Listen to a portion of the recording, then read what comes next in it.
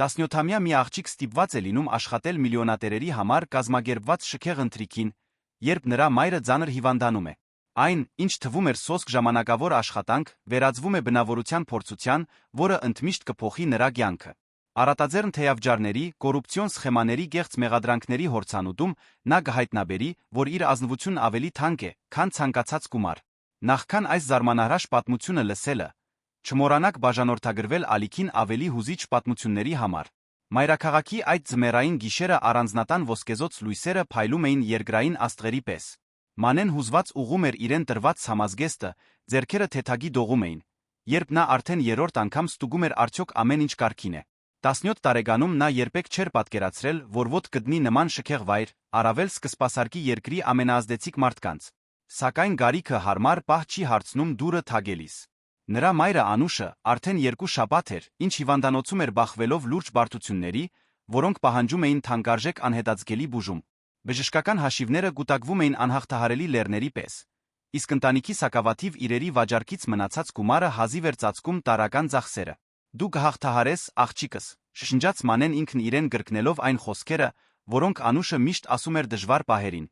Մարդու արժանապատվությունը ոչ թե ունեցածի մեջ է, այլ նրանում, թե ինչպես է նա վարվում իր ունեցածի հետ։ Գործարար Վարդան Սահակյանի առանձնատունը հայտնի էր իր բացառիկ ընդունելություններով,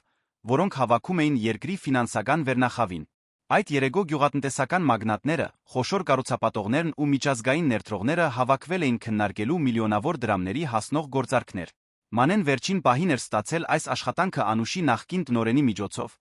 ով այնտեղ աշխատել էր ավելի քան 10 տարի նախքան հիվանդանալը։ Առաջին անգամ ես այստեղ, հարցրեց մի ձայն նրա հետից։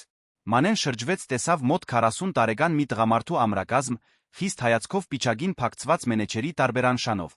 Ես Արմանն եմ, այս երեգոյի սպասարկման պատասխանատուն։ Հուսով եմ գիտես հրամաններ կատարել։ Այո, պարոն։ Ես Մանեն եմ, Անուշի դուստրը։ Նա ինձ բացատրել է, թե ինչպես է ամեն ինչ աշխատում, պատասխանեց օրիորդը չնայած հուզմունքին բահելով ուղիղ կեցվածքը։ Արմանը նրան զննեց ոտքից գլուխ, կարծես թերի ապրանք էր գնահատում։ Մայրդ օրինագելի աշխատող էր։ Հուսով եմ նրա հմտությունների գոնե մի մասը ժառանգել ես։ Այս երեգո սխալվելու տեղ չկա։ Հյուրերը, որոնք գալիս են այստեղ, 1 ժամում ավելի շատ փող են շրջանառում, քան դու կտեսնես քո ամբողջ կյանքում։ Արմանի խոսքերի մեջ հազիվ թաքցված արամարանք կար, բայց Մանեն գուլ տվեց կոկորտում խցանված կծու պատասխանը։ Նրան պետք էր այդ աշխատանքը, որքան էլ նվաստացուցիչ լիներ վերաբերմունքը։ Հասկացա, պարոն։ Ես կանեմ իմ լավագույնը, պարզապես ասաց նա։ Լավագույնը այստեղ քիչ է։ Ինձ կատարելություն է պետք։ Հիմա արի, ցույց տամ քո պարտականությունները։ Մինչ Արմանը նրան առաջնորդում էր առանձնատան մարմարյա միջանցքներով մանրամասն բացատրելով յուրաքանչյուր առաջադրանք, Մանեն չէր կարողանում չհիանալ շրջապատող շքեղությամբ։ Պատերին փակցված էին նկարներ, որոնք հաստատ մի փոքրիկ տան արժեք ունեին, բյուրեղյա ջահերը լուսավորում էին հսկայական սրահները, յուրաքանչյուր դետալ աղաղակում էր հարստության իշխանության մասին։ Դու պատասխանատու կլինես գլխավոր սրահի համար, շարունակեց Արմանը կանգնելով ընկուզենու փայտից պատրաստված երկփեղկ դռների առջ։ Խմիչքներ մատուցել, հավաքել սպասքը, հետել, որ սեղանները միշտ անթերի լինեն։ Եվ ամենակարևորը լեզուտ ատամներիդ հետում պահիր։ Այս մարդիկ գաղտնի գործարքներ են քննարկում։ Մեկ ավելորդ բառը կարող է կարիերաներ գործանել։ Մանեն գլխով արեց յուրացնելով յուրաքանչյուր հրահանգ։ Սա նրա համար սոսկ աշխատանք չէր, այլ մոր բուժման համար անհրաժեշտ գումարը վաստակելու հնարավորություն։ Անուշը միշտ եղել էր նրա միակ ընտանիքը միայնակ մեծացնելով նրան այն բանից հետո, երբ հայրը անհետացել էր, երբ Մանեն դեռ փոքր էր։ Տեսնել այն ուժեղ վճռական գնոջը, ով իրեն մեծացրել էր, հիվանդանոցի մահճակալին գամված մի ցավ էր, որը Մանեն հազիվ էր տանում։ Եվս մի բան, ավելացրեց Արմանը ձայնը ցածրացնելով։ Եթե որե հյուր թեյավճար տա, երեգոյի վերջում այն կկիսես ինձ հետ։ Այստեղ այդպես է ընդունված։ Թիմային աշխատանք է, շահույթը կիսում ենք։ Արմանի տոնի մեջ ինչ-որ բան ստիպեց Մանեին թեթագի գիտել հոնքերը, բայց նա հարցեր չտվեց։ Նա նոր էր այստեղ, չէր ուզում խնդիրներ ստեղծել հենց առաջին օրվանից։ Առաջին հյուրերը սկսեցին ժամանել երեգոյան ժամը 8-ի մոտ։ Մանեն պատուհանից հետում էր, թե ինչպես են շքեղ մեքենաները Մերսեդեսներ, BMW-ներ, այնպիսի մակնիշներ, որոնք նա նույնիսկ չէր էլ ճանաչում, շարվում մուտքի մոտ։ Թանկարժեք կոստյումներով տղամարդիկ զգեստներով կանայք, որոնց արժեքը հավանաբար մի ամբողջ ընտանիքի տարեկան եկամուտն էր։ Մեքենաներից իջնում էին այնպիսի բնականությամբ, կարծես միշտ այդ աշխարհում են ապրել։ Ժամանակն է, մրմնջաց նա ինքն իրենց մեկ անգամ ստուգելով տեսքը։ Գլխավոր սրահը շուտով լցվեց ցածրաձայն զրույցներով, զսպված ծիծաղով բյուրեղյա բաժակների զնգոցով։ Մանեն սեղանների արանքով շարժվում էր զարմանալի նրբագեղությամբ մատուցելով թանկարժեք գինիներ նրբահամ խորտիկներ։ Նրա շարժումների մեջ բնական մի շնորհք կար, որն աննկատ չէր մնում։ Գինու հիանալի ընտրություն է, մեկնաբանեց հյուրերից մեկը, երբ նա մատուցեց ֆրանսիական բորթո։ Ջերմակահեր, խորաթափանց հայացքով տղամարդը հետաքրքրությամբ դիտում էր նրան։ Գինիներից հասկանո՞ւմ ես։ Ոչ այնքան, պարոն, ազնվորեն պատասխանեց Մանեն։ Բայց մայրս միշտ ասում էր, որ երբ ինչ-որ մեկին ինչ-որ բան ես մատուցում, պետք է դա անես այնպես, ասես նա աշխարհի ամենակարևոր մարդն է։ Տղամարդը ժպտաց անգեղծորեն տպավորված։ Մայրդ իմաստուն գին է։ Ինչ է նրա անունը։ Անուշ, պարոն։ Նա երկար տարիներ աշխատել է այստեղ։ Անուշ։ Իհարկե։ Հիանալի մասնագետ է։ Իսկ դու գնո՞ւմ ես նրա հետքերով։ Մանեն մի պահ տատանվեց։ Նա չէր ուզում ստել, բայց նա չէր ցանկանում մանրամասնել այն հուսահատ իրավիճակը, որն իրեն այստեղ էր բերել։ Ես սովորում եմ, պարոն։ Երեկոյի մնացած մասն անցավ անդադար աշխատանքի մեջ։ Մանեն բնականորեն առանձնանում էր կանխազգալով կարիքները, լուծելով փոքր խնդիրները նախքան դրանց մեծանալը, միշտ զուսպ ժպիտով պրոֆեսիոնալ կեցվածքով։ Նույնիսկ երբ որոշ հյուրեր առանձնագի պահանջգոտ կամ գոպիտ էին լինում, նա պահպանում էր սառնասրտությունը։ Արմանը հեռվից հետում էր ամեն ինչին։ Մանեն զգում էր նրա քննադատական հայացքը յուրաքանչյուր շարժման վրա։ Նրա հետելուձի մեջ ինչ-որ անհանգստացնող բան կար։ Կարծես սպասում էր, որ նա որե լուրջ սխալ թույլ տա։ Կեսգիշերին մոտ, երբ պաշտոնական ընթրիքն ավարտվել էր, հյուրերը փոքր խմբերով բաշխվել էին առանձնատան տարբեր սրահներում։ Այն տղամարդը, ով գովել էր նրա կեցվածքը, նորից մոտեցավ։ Դու այսօր բացառիկ աշխատանք կատարեցիր, ասաց նա ցածրաձայն։ Ես կցանկանայի քեզ մի բան տալ ի նշան երախտագիտության։ Նա մեկնեց մի ծրար։ Մանեն նյարդայնացած նայեց շուրջը նկատելով, որ Արմանը զբաղված է սրահի մյուս ծայրում։ Պարոն, ես կարիք չկա, սկսեց նա։ Խնդրում եմ, վերցրու։ Դու դրան արժանի ես։ Մանեն վերցրեց ծրարը ծանրությունից զգալով, որ ներսում զգալի գումար կա։ Շատ շնորհակալ եմ, պարոն։ Սա ինձ համար շատ մեծ նշանակություն ունի։ Նա չգիտեր, որ Արմանը պատի հայելու անդրադարձի միջոցով տեսել էր այդ ամենը, եւ որ այդ պարզ երախտագիտության ժեստը շղթայական ռեակցիա էր առաջացնելու, որը փորձելու էր ոչ միայն նրա ազնվությունը, այլ քաջությունը անարդարության դեմ հանդիման։ Մինչ Մանեն զգուշորեն թաքցնում էր ծրարը, նա զգում էր թեթության հույսի խառնուրդ։ Գուցե, միայն գուցե, գործերը սկսեին լավանալ։ Գուցե այդ գումարը սկիզբը լիներ այն խնդիրների լուծման, որոնք անհնարին էին թվում։ Բայց ճակատագիրը նրա համար շատ ավելի ծանր փորձություն էր պատրաստել, քան նա կարող էր պատկերացնել։ Վերջին հյուրերը հրաժեշտ էին տալիս, երբ Արմանը մոտեցավ Մանեին մի ժպիտով, որը չէր հասնում աչքերին։ Աղջիկը հավաքում էր վերջին բաժակները սկուտեղի վրա հոգնած, բայց գոհ իր առաջին աշխատանքային օրվանից։ Լավ աշխատանքային գիշեր էր, ասաց նա կանգնելով նրան շատ մոտ։ Հիմա եք հաշիվները մաքրենք։ Մանեն չհասկացած նայեց նրան։ Ինչ հաշիվներ, պարոն։ Այն թեյավճարը, որ ստացար։ Ինչպես բացատրեցի երեկոյի սկզբում, ամեն ինչ հավասարապես բաժանվում է թիմի միջ։ Այդպես ենք պահպանում աշխատանքային ներդաշնակությունը։ Մանեի սիրտը սկսեց արագ բաբախել։ Ստացած գումարը նշանակալի էր հավանաբար բավական մոր բուժման մի քանի օրվա ծախսերը փակելու համար։ Այդ գումարը գիսելու միտքը, հատկապես երբ այն տրվել էր հենց իրեն որպես իր աշխատանքի գնահատական, խորապես անարդար էր թվում։ Բայց պարոն, զգուշորեն ասաց նա, այն ջենթլմենը հատուկ նշեց, որ դա ինձ համար է իմ սպասարկման համար։ Դա միջոցառման ընդհանուր թեյավճար չէր։ Արմանի դեմքը մտնեց։ Այստեղ հատուկ քեզ համար հասկացություն չկա։ Բոլոր բարգատրումները հավաքական են։ Դա այս ընկերությունում տարիներով գործող կանոն է։ Կներեք, բայց ես այդ կանոնի մասին մինչ այսօր չէի լսել, պատասխանեց Մանեն պահպանելով հարգալից, բայց հաստատուն տոնը։ Եվ եթե դա ընկերության կանոնն է, ինչո՞ւ այն չէր հիշատակվում, երբ մայրս էր այստեղ աշխատում։ Մայրդ գիտեր իր տեղը, կտրուկ արձագանքեց Արմանը տոնն ավելի սպառնալից դարձնելով։ Եվ նա երբեք չէր վիճարկում հաստատված կանոնները։ Մանեն զգաց, թե ինչպես է բարկության ալիքը բարձրանում գրծքում։ Ինչպես էր նա համարձակվում այդպես խոսել Անուշի մասին։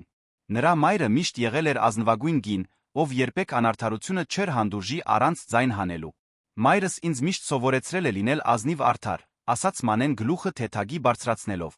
Իսկ անձամբ ինձ տրված թեյավճարը վերցնելը անազնվություն չէ։ Դու վիճարկում ես իմ հեղինակությունը, հարցրեց Արմանը մի քայլ առաջ գալով։ Որովհետ կարող եմ վստահեցնել, որ հերթում բազմաթիվ աղջիկներ կան, ովքեր սպասում են նման հնարավորության։ Սպառնալիքը պարզ էր։ Մանեն զգում էր իրավիճակի ծանրությունը։ Նրան հուսահատորեն պետք էր այդ աշխատանքը, բայց գումարը հանձնելը կնշանակեր ընդունել բացահայտ անարդարությունը։ Եվ ավելին դա կնշանակեր դրժել այն սկզբունքները, որոնք Անուշը սովորեցրել էր նրան ողջ կյանքում։ Ինձ պետք է այս աշխատանքը, պարոն Արման, ասաց նա լռության պահից հետո, բայց ես չեմ կարող հանձնել մի բան, որը տրվել է հատկապես ինձ։ Դա անազնիվ կլիներ այն ջենթլմենի հանդեպ, ով գնահատել է իմ աշխատանքը։ Արմանը խորը շունչ քաշեց ակնհայտորեն փորձելով զսպել զայրույթը։ Նրա պնդողականության հետում ինչ-որ այլ բան կար մի շտապողականություն, որը Մանեն չէր կարողանում վերծանել, բայց որն ակնհայտորեն առկա էր։ Դու մինչ վաղը ժամանակ ունես քո որոշումը վերանայելու համար, սառնությամբ ասաց նա։ Եվ խորհուրդ կտամ լավ մտածել։ Մայրդ հիվանդանոցում է, չէ։ Ափսոս կլինի, եթե գործնես այս հնարավորությունը քո համառության պատճառով։ Անուշի վիճակի հիշատակումը Մանեի համար հարված էր ստամոքսին։ Նա զգաց, որ արցունքները խեղդում են իրեն, բայց թույլ չտվեց, որ դրանք հոսեն։ Նա Արմանին չէր տա իրեն լաց լինելիս տեսնելու հաճույքը։ Բարի գիշեր, պարոն Արման, պարզապես ասաց նա վերցնելով պայուսակը։ Դեպի ելքը քայլելիս Մանեն անցավ խնջույքի մնացորդների գողքով։ Կիսատ թողնված թանկարժեք ուտեստներ, գինու շշեր, որոնք արժեին ավելին, քան նվազագույն աշխատավարձը, ներկրված ծաղիկներ, որոնք մի քանի օրից կթոշնեին։ Այդ ամբողջ շռայլությունը, մինչ նա պայքարում էր սեփական մոր կյանքը փրկելու համար գումար գտնելու համար։ Իրավիճակի անարդարությունը խեղդող էր։ Ոչ միայն սոցիալական ահռելի տարբերությունը, այլ այն ձը, որով Արմանը փորձում էր մանիպուլյացիայի ենթարկել իրեն օգտագործելով իր խոցելիությունը իր իսկ դեմ։ Ելքի մոտ նա հանդիպեց Տիգրանին առանձնատան անվտանգության աշխատակիցներից մեկին միջին տարիքի մի տղամարդու բարի հայացքով, ով միշտ հարգանքով էր ողջունում բոլորին։ Առաջին գիշեր թեր, հարցրեց նա նկատելով Մանեի ընկճված տեսքը։ Եվ գուցե վերջինը, մրմնջաց աղջիկը։ Արմանի հետ խնդիրներ ունես, հարցրեց Տիգրանը ձայնը ցածրացնելով։ Առաջին անգամը չէ, որ նրանից դժգոհություններ եմ լսում։ Մանեն դատանվեց։ Նա չէր ուզում ավելորդ խնդիրներ ստեղծել, բայց Տիգրանի խոսելածի մեջ ինչ-որ հուսադրող բան կար, որը նրան քաջալերեց անգեղծանալ։ Նա ուզում է, որ ես կիսեմ այն թեյավ ջարը, որն անձամբ եմ ստացել։ Ասում է դա ընկերության կանոնն է, բայց ես երբեք մորիցս նման բան չեմ լսել այսքան տարիների ընթացքում։ Տիգրանը հոնքերը գիտեց։ Անուշը երկար ժամանակ է այստեղ աշխատել։ Նա գիտեր բոլոր կանոնները։ Եվ ես երբեք չեմ լսել անձնական թեյավճարների պարտադիր բաժանման մասին։ Բայց նա ասաց, որ եթե գումարը չհանձնեմ, կարող եմ գործնել աշխատանքս։ Արմանը երեգոյի սպասարկման վրա իշխանություն ունի, դա ճիշտ է, մտախոհ ասաց Տիգրանը։ Բայց որոշ որոշումներ միայն նրանը չեն։ Հատկապես, երբ խոսքը կասկածելի գործելակերպի մասին է։ Մանեն հույսի նշույլ զգաց։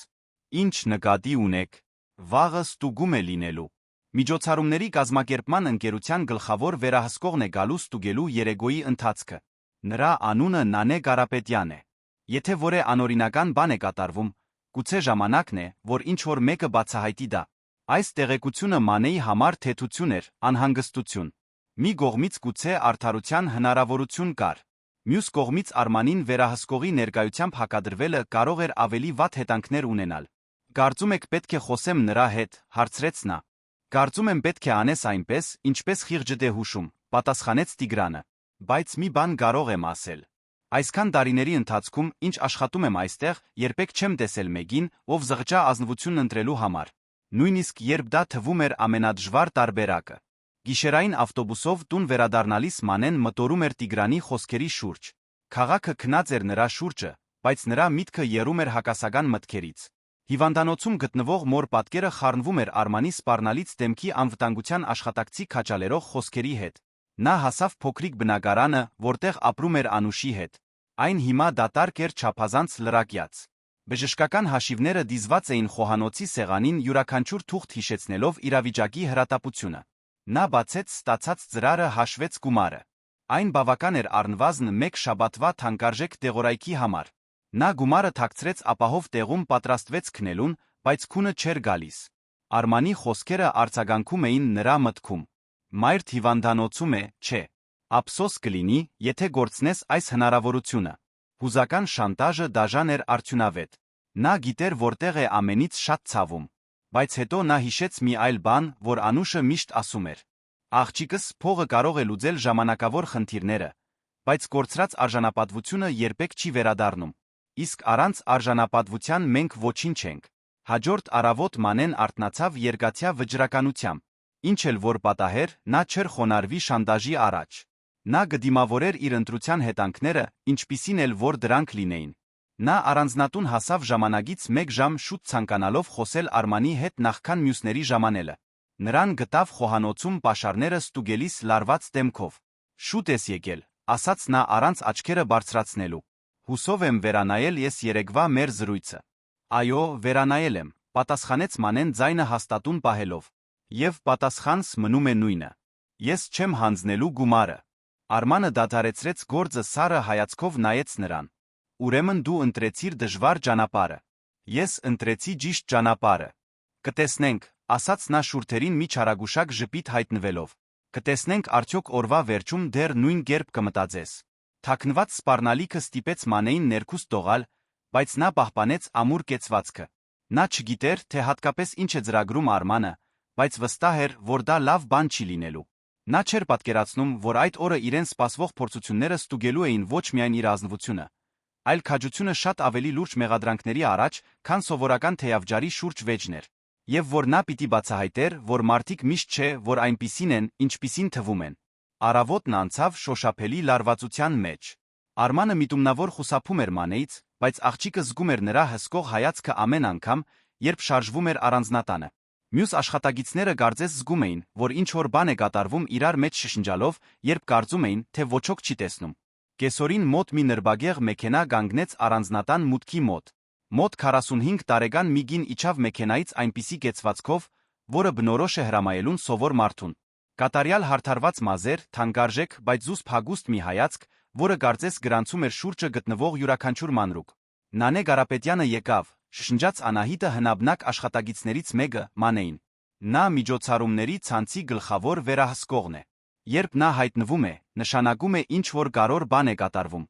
Մանեն հետում էր կնոջ մոտենալուն զգալով հուզմունքի հույսի խառնուրդ։ Գուցե սա իր հնարավորությունն էր պարզելու իրավիճակը Արմանի հետ առանց նրա հետ անմիջական բախման։ Արմանը հայտնվեց գրեթե ակնթարթորեն, կարծես սպասում էր վերահսկողի ժամանմանը։ Նրա վարքագիծն ամբողջովին փոխվեց։ Նախորդ գիշերվա իշխող կոպիտ տղամարդը վերածվեց ստորադաս հաջողանալու պատրաստ ծառայողի։ «Տիկին Նանե, ինչ հաճելի է ձեզ տեսնել։ Մենք այսօր ձեր այցին չէինք սպասում», ասաց նա գեղձ ժպիտով։ «Լավագույն ստուգումները միշտ չհայտարարվածներն են, Արման», սառնությամբ պատասխանեց կինը։ «Ցանկանում եմ ամբողջական վերանայում անել երեկվա միջոցառման վերաբերյալ։ Ֆինանսական հաշվետվություններ, հաճախորդների կարծիքներ, թիմի աշխատանքը։ Ամեն ինչ»։ Արմանի դեմքը թեթագի գունատվեց։ «Իհարկե, իհարկե։ Բոլոր փաստաթղթերը կարգի եմ բերել։ Միջոցառումը կատարյալ հաջողություն էր։ Հիանալի է։ Նա ցանկանում եմ առանձին զրուցել որոշ աշխատագիցների հետ։ Պատահական ընտրությամբ, հասկանում եք»։ Մանեն տեսավ, թե ինչպես Արմանը դժվարությամբ կուլ տվեց թուքը։ Նրա արձագանքի մեջ ինչ-որ բան հաստատեց աղջկա կասկածները։ Նա շատ ավելի մեծ բան էր թաքցնում, քան պարզապես թեյավճարի շուրջ վեճն էր։ «Բնականաբար», ասաց Արմանը փորձելով պահպանել բնական տոնը։ «Կարող եմ առաջարկել Անահիտին, ով մեր ամենափորձառու աշխատագիցն է, գուցե»։ «Ես ինքս կընտրեմ», ընդհատեց Նանեն։ Նրա հայացքը սահեց սրահով, մինչ կանգ առավ Մանեի վրա։ Այդ երիտասարդ աղջիկը։ Նա նոր է։ Մանեն զգաց սրտի արագ բաբախյունը։ Արմանը կարծես խուճապի մատնվեց։ Նա մեր նախկին աշխատակցի դուստրն է։ Դեռ շատ անփորձ է, չեմ կարծում, որ։ Ուրեմն կատարյալ է։ Ցանկանում եմ լսել թարմ տեսակետներ։ Նանեն ուղղակիորեն դիմեց Մանեին։ «Ինչ է քո անունը, սիրելիս»։ «Մանե, տիկին»։ «Մանե, կցանկանայիս առանձին զրուցել ինձ հետ»։ «Ոչ մի պաշտոնական բան, պարզապես ուզում եմ իմանալ, թե ինչպես անցավ քո երեկվա օրը»։ Արմանը վերջին փորձն արեց։ «Տիկին Նանե, գուցե ավելի լավ լինի սկսել մեկից, ով ավելի լավ գիտի մեր ընթացակարգերը»։ Հայացքը, որ Նանեն ուղղեց Արմանին, սառցե էր։ «Արման, ես արդեն 15 տարի է վերահսկում եմ միջոցառումները։ Ես հստակ գիտեմ, թե ինչպես անցկացնել իմ ստուգումները։ Իհարկե, ներողություն միջամտության համար։ Մանե, խնդրում եմ, հետիր ինձ»։ Նանեն Մանեին տարավ առանձնատան հետնամասում գտնվող մի փոքրիկ աշխատասենյակ։ Նա փակեց դուռը, ցույց տվեց աթոռը։ «Նստիր, խնդրում եմ։ Եվ հանգիստ եղիր, սա հարցաքննություն չէ, բայց Նանեի հայացքի մեջ ինչ-որ բան ստիպում էր Մանեին զգալ, որ գուցե հենց դա է։ Կինը նստեց սեղանի հետում մի քանի վայրկյան լուռ զննեց Մանեին։ Առաջին անգամ ես այստեղ աշխատում, վերջապես հարցրեց նա։ Այո, տիկին։ Եվ ինչպիսին էր փորձդ։ Մանեն դատանվեց։ Նրա մի մասն ուզում էր պատմել Արմանի հետ ունեցած խնդրի մասին, բայց մյուս մասը զգուշացնում էր զգոն լինել։ Նանեի նայելու ձի մեջ ինչ-որ բան կար, որը լիակատար վստահություն չէր ներշնչում։ Դա ուսուցողական էր, դիվանագիտորեն պատասխանեց նա։ Նանեն ժպտաց, բայց ժպիտը չհասավ աչքերին։ Ինչ իմաստով ուսուցողական։ Ես շատ բան սովորեցի այն մասին, թե ինչպես են աշխատում այս մակարդակի միջոցառումները։ Սա շատ տարբեր մի աշխարհ է այն ամենից, ինչին ես սովոր եմ։ Վստահ եմ, որ այդպես է։ Նանեն թիկն տվեց Աթոռին։ Մայրդ երկար տարիներ է այստեղ աշխատել, այնպես չէ։ Այո, տիկին։ Անուշը։ Նա վերջերս առողջական որոշ խնդիրներ ունեցավ։ Ցավում եմ։ Գիտեմ, որ Անուշը միշտ օրինագելի աշխատող է եղել։ Նանեն դադար տվեց, կարծես կշռադատում էր հաջորդ խոսքերը։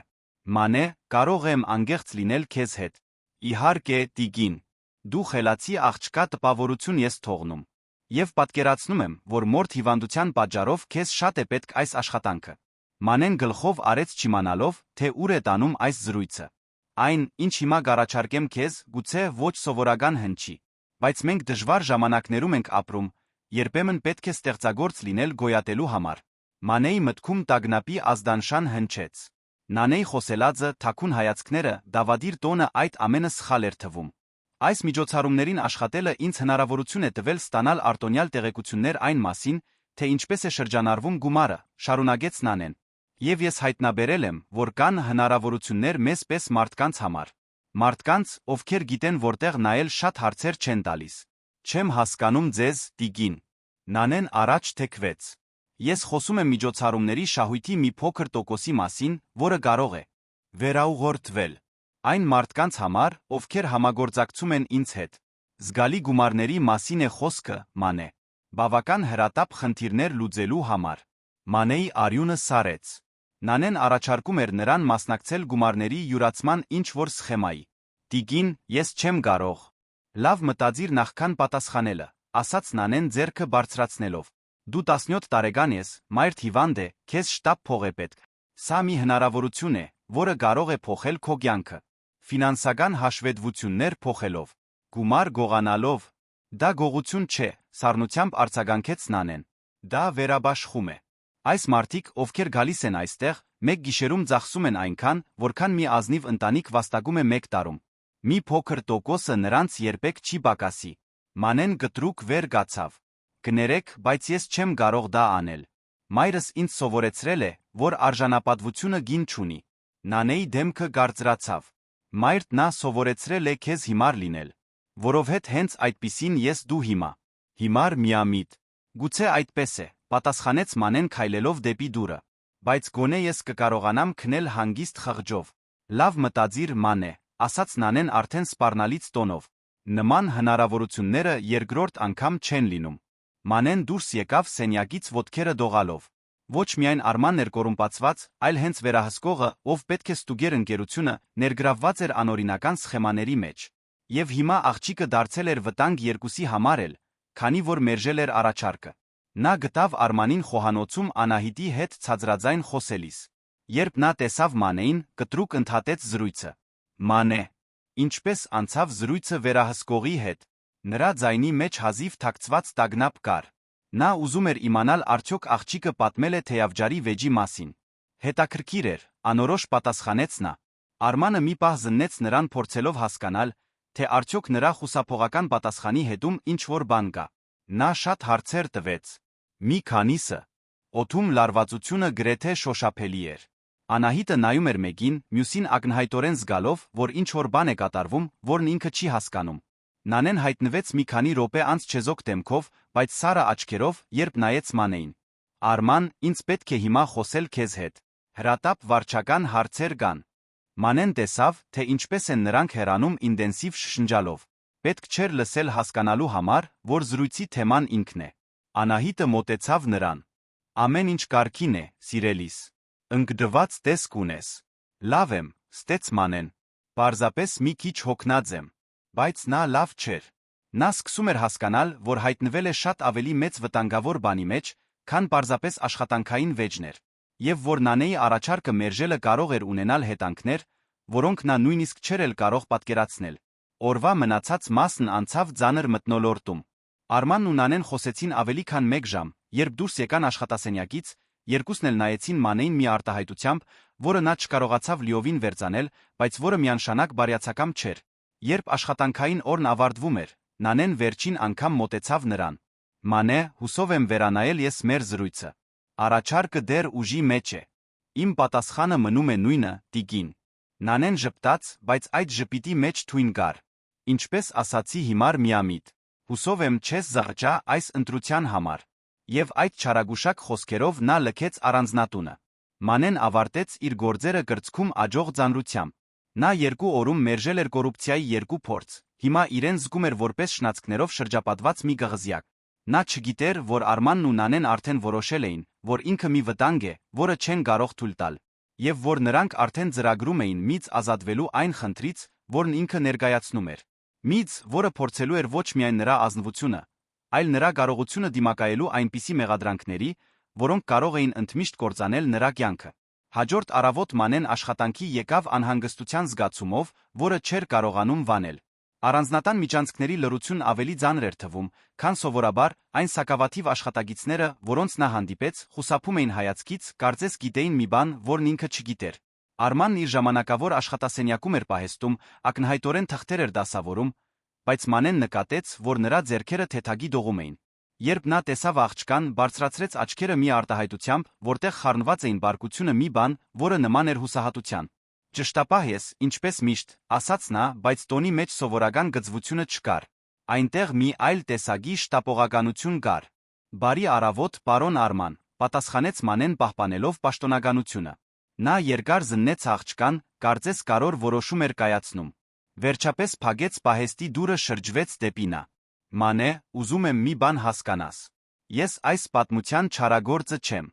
Այս հայտարարությունը նրան անակնկալի բերեց։ Առաջին անգամն էր, որ Արմանը նրա հետ խոսում էր առանց թշնամանքի թեյավճարի երեկոյից ի վեր։ Պարոն, դու հավանաբար մտածում ես, որ ես պարզապես մի ագահ մարդ եմ, ով փորձում է գողանալ քո փողերը։ Բայց ամեն ինչ այդքան պարզ չէ։ Արմանը նստեց մթերքի արկղերից մեկի վրա հանկարծակի շատ ավելի ձեր հոգնած տեսք ստանալով։ Դու ընտանիք ունես, Մանե։ Մայրս, զգուշորեն պատասխանեց նա։ Ես որդի ունեմ, Հայկը։ Նա 8 տարեկան է։ Արմանի ձայնը փափկեց տղայի մասին խոսելիս։ Եվ նա շատ բարդ բժշկական բուժում է անցնում։ Շատ թանկարժեք։ Մանեն զգաց, թե ինչպես է ստամոքսում մի հանգույց գոյանում։ Նա ճանաչեց այդ ցավը Արմանի ձայնի մեջ, դա նույնն էր, ինչ ինքն էր զգում Անուշի մասին խոսելիս։ 2 տարի առաջ հայտնաբերեցինք, որ նա հազվագյուտ հիվանդություն ունի։ Բժիշկներն ասում են, որ ճիշտ բուժման դեպքում նա կարող է նորմալ կյանքով ապրել, բայց առանց բուժման։ Արմանը չավարտեց նախադասությունը։ Ցավում եմ, անգեղծորեն ասաց Մանեն։ Ապահովագրությունը ծածկում է ծախսերի միայն մի մասը։ Մնացածը։ Դե, պատկերացնում ես, թե ինչ արժե երեխայի կյանքը պահպանելը, երբ սովորական բժշկությունը բավարար չէ։ Մանեն սկսեց հասկանալ, թե ուր է տանում այս զրույցը։ Արմանի իրավիճակը սարսափելի նման էր իրենին։ Ինչո՞ւ եք ինձ սա պատմում։ Արմանը խորը հառաչեց։ Որովհետ ուզում եմ հասկանաս, երբ ասում էի, թե պետք է գիսենք թեյավճարները, դա ագահությունից չէր, դա հուսահատությունից էր։ Բայց դա չի նշանակում, որ դա ճիշտ էր, մեղմորեն ասաց Մանեն։ Ոչ, չի նշանակում։ Նա համաձայնեց, զարմացնելով աղջկան։ Բայց երբեմն, երբ տեսնում ես երեխայիդ հալվելիս, գիտես, որ քո ձեռքերում է մի բան անելը, ճիշտն ու սխալը դառնում են շատ բարդ հասկացություններ։ Արմանի խոսքերի մեջ մի անգեղծություն կար, որը խորապես հուզեց Մանեին։ Մի պահ նա կարողացավ տեսնել այն իշխող տղամարդուց այն կողմ տեսնելով մի հուսահատ հոր, ով փորձում էր փրկել իր որդուն։ Արման, ասաց նա առաջին անգամ օգտագործելով նրա անունը, ես հասկանում եմ ձեր ցավը։ Իսկապես հասկանում եմ։ Բայց տարբերություն կա մեր սիրելիների համար պայքարելու մեր սկզբունքները զոհաբերելու միջ։ Կա, հարցրեց նա նայելով ուղիղ նրա աչքերի մեջ։ Թե։ Դա պարզապես այն է, ինչ մենք ասում ենք մեզ մեր ընտրությունների համար ավելի լավ զգալու համար։ Նախքան Մանեն կկարողանար պատասխանել, Անահիտը թագեց դուռը։ Արման, ներողություն ընդհատելու համար, բայց այստեղ մի տղամարդ կա, ով ուզում է խոսել քեզ հետ։ Ասում է երեկվա միջոցառման հարցով է։ Արմանն արագ վեր կացավ, մտերիմ զրույցն ընդհատվեց։ Արդեն գալիս եմ։ Մանե, մտածիր մեր խոսակցության մասին։ Առավոտվա մնացած մասն անցավ տարօրինակ հանդարտության մեջ։ Արմանը խուսափում էր Մանեից, բայց ոչ նախկին թշնամանքով։ Օդում ինչ-որ այլ բան կար, կարծես կարոր որոշում էր կայացվում։ Կեսօրին մոտ Նանեն նորից հայտնվեց։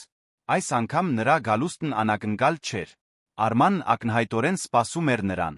Պետք է խոսեմ քեզ հետ, ասաց նա ուղղակիորեն Արմանին։ Հիմա։ Նրանք փակվեցին աշխատասենյակում գրեթե 2 ժամ։ Մանեն փորձում էր կենտրոնանալ իր գործերի վրա, բայց անհնար էր անտեսել սենյակից լսվող ձայների ինտենսիվ շշնջյունը։ Երբ նրանք դուրս եկան, Արմանն այլ մարդ էր թվում։ Նրա աչքերում մի վճռականություն կար, որը նախկինում չկար, բայց նա մի բան, որը նման էր մեղքի զգացման։ Նանեն մոտեցավ Մանեին մի ժպիտով, որը չէր հասնում աչքերին։ Մանե, սիրելիս, հուսով եմ վերանայել ես մեր երեկվա զրույցը։ Արդեն ասել եմ, որ ոչ, հաստատուն պատասխանեց Մանեն։ Ափսոս։ Իսկապես հույս ունեի, որ ավելի պրագմատիկ կլինես։ Նանեի ձայնի մեջ մի սառնություն կար, որը ստիպեց Մանեին ներքուստ դողալ։ Դա այլս համոզելու փորձ չէր։ Դա գրեթե հրաժեշտ էր։ Արմանը խելացի ընտրություն կատարեց, շարունակեց Նանեն։ Նա որոշեց ընտանիքի կարիքները վեր դասել վերացական սկզբունքներից։ Մանեն նայեց Արմանին, ով փախցրեց հայացքը։ Նրա սիրտը սուզվեց։ Նա ընդունել էր Նանեի առաջարկը։ Արման, ասաց աղջիկը փորձելով բռնել նրա հայացքը։ Դուք վստահ եք սրանում։ Նա վերջապես նայեց նրան, Մանեն նրա աչքերում տեսավ հավասարաչափ ցավ վճռականություն։ Որդիս իմ գարիքն ունի, պարզապես ասաց նա։ Եվ ես պետք է անեմ այն ամենը, ինչ անհրաժեշտ է նրան փրկելու համար։ Նույնիսկ եթե դա նշանակում է զոհաբերել ձեր ազնվությունը։ Իմ ազնվությունը հայգին չի բուժի, պատասխանեց Արմանը մի գոշտությամբ, որը արհեստական էր հնչում։ Նանեն հետում էր զրույցին ակնհայտ բավարարվածությամբ։ Հիանալի է։ Արման, դու գիտես ինչ է պետք անել։ Մանե, նա շրջվեց դեպի աղջիկը, վերջին շանս։ Վստահ ես, որ ուզում ես մնալ այս իրավիճակի սխալ կողմում։ Վստահ եմ, որ ուզում եմ մնալ ճիշտ կողմում, պատասխանեց Մանեն։ Ինչպես կուզես։ Նանեի դոնը սառցե էր։ Բայց հիշիր դու հնարավորություն ունեիր ընտրելու ավելի հեշտ կողմը։ Այն բանից հետո, երբ Նանեն հեռացավ, Արմանը մնաց կանգնած սրահի մեջտեղում նայելով դատարկությանը։ Մանեն մոտեցավ նրան։ Արման, դեռ ուշ չէ մտափոխվելու համար։ Նա դառնորեն ծիծաղեց։ Կարծում ես այդքան հեշտ է, որ կարող եմ պարզապես մտափոխվել ամեն ինչ լավ կլինի։ Կարծում եմ դուք դեռ կարող եք ընտրել ճիշտ վարվելը։ Եվ թողնել, որ որդիս վճարի իմ մաքուր խղճի համար, պորտկաց Արմանը։ Հեշտ է խոսել արժանապատվությունից, երբ ստիպված չես նայել 8 տարեկան երեխայի աչքերին բացատրել, թե ինչու չես կարող վճարել նրան փրկող բուժման համար։ Ցավը նրա ձայնի մեջ իրական էր սուր։ Մանեն զգաց արցունքները։ Արման, ես հասկանում եմ։ Ոչ, դու չես հասկանում, ընդհատեց նա։ Դու 17 տարեկան ես։ Գաղափար չունես, թե ինչ է նշանակում պատասխանատու լինել ուրիշի կյանքի համար։ Այն ծանրության մասին, որ դա գրում է։ Գիտեմ, մեղմորեն ասաց նա։ Մայրս հիվանդանոցում մահանում է։ Ամեն օրը մի պայքար է բուժումը շարունակելու համար։ Ես հստակ գիտեմ, թե ինչ է հուսահատությունը։ Արմանը լռեց, կարծես մոռացել էր Մանեի իրավիճակի մասին։ Այդ դեպքում ինչու չես ընդունում Նանեի առաջարկը, հարցրեց նա անգեղծորեն շփոթված։ Որովհետև մայրս ինձ սովորեցրել է, որ որոշ բաներ ավելի կարևոր են, քան փողը։ Եվ դրանցից մեկը հայելու մեջ նայելիս ամոթ չզգալն է։ Իսկ եթե մայր հեռանար, որովհետև դու ընտրել ես սկզբունքները պրագմատիզմի փոխարեն։ Հարցը հարվածեց Մանեին բռունցքի պես։ Դա այն վախն էր, որը նրան հետապնդում էր ամեն գիշեր։ Այդ դեպքում գոնե նա հպարտ կլիներ իր մեծացրած աղջկանով, վերջապես ասաց նա։ Արմանը երկար նայեց նրան, նրա աչքերի հետում ինչ-որ պայքար էր գնում։ Մի պահ Մանեն կարծեց, թե նա կփոխի միտքը, բայց հետո նա թափ տվեց գլուխը հեռացավ։ Հուսով եմ քո մաքուր խիղճը կարժենա այն գինը, որը դու պատրաստվում ես վճարել դրա համար, մրմնջաց նա անհետացավ առանձնատան միջանցքներում։ Մանեն մնաց մենակ սրահում, մեկուսացման աջող զգացումը պատեց նրա սիրտը։ Նա գործրել էր Արմանին որպես դաշնակից, հիմա իսկապես մենակ էր Նանեի նրանց ծրագրած ցանկացած բանի դեմ։ Բայց նույնիսկ այդպես, նա չէր կարողանում զղջալ իր ընտրության համար։ Անուշը նրան սովորեցրել էր, որ արժանապատվությունը մի բան չէ, որ կարելի է հագնել հանել ըստ հարմարության։ Դա մի բան էր, որը գրում էին հոգում, մեկ անգամ գործնելուց հետո այն երբեք լիովին չէր վերադառնում։ Նա չգիտեր, որ Արմանն ու Նանեն արդեն ծրագրել էին ազատվել իրենից։ Մի ծրագիր, որը փորձելու էր ոչ միայն նրա սկզբունքները, այլ նրա կարողությունը պահպանել արժանապատվությունը ամենադաժան անարդարության առաջ։ Եվ որ նա շուտով պիտի բացահայտեր, որ երբեմն ճիշտ վարվելը պահանջում է շատ ավելի մեծ քաջություն, քան ինքը երբե հնարավոր էր համարել։ Շաբաթն անցավ չասված լարվածության մթնոլորտում։ Արմանը խուսափում էր Մանեից, բայց աղջիկը զգում էր նրա հսկող աչքերը յուրաքանչյուր շարժման վրա։ Նրա մյուս աշխատագիտների միջ շշնջյունները կտրուկ դադարում էին, երբ նա մոտենում էր։ Ինչ որ բան էր նախապատրաստվում, Մանեն գիտեր, որ ինքն է դրա կենտրոնում։ Հինգշաբթի օրը մեկ խոշոր միջոցառում էր նախատեսված։ Այս անգամ դա բարեգործական ընթրիք էր անշարժ գույքի ոլորտի գործարարների համար։ Մանեն պատրաստվեց մեկ ինտենսիվ աշխատանքային գիշերվա, բայց վատ կանխազգացումը նրան հանգիստ չէր տալիս։ Մանե, կանչեց Արմանը, երբ նա ժամանեց։ Նրա ձայնի մեջ արհեստական պաշտոնականություն կար, որը զգոնացրեց աղջկան։ Այսօր դու պատասխանատու կլինես գլխավոր բարի համար։ Անմիջականորեն կաշխատես դրամարկղի հետ։ Այս տեղեկությունը նրան զարմացրեց։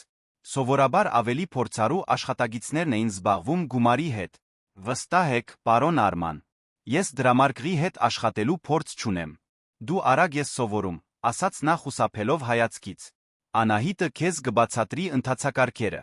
Այդ իրավիճակում ինչ որ բան սխալ էր, բայց Մանեն չէր կարողանում հասկանալ հատկապես ինչ։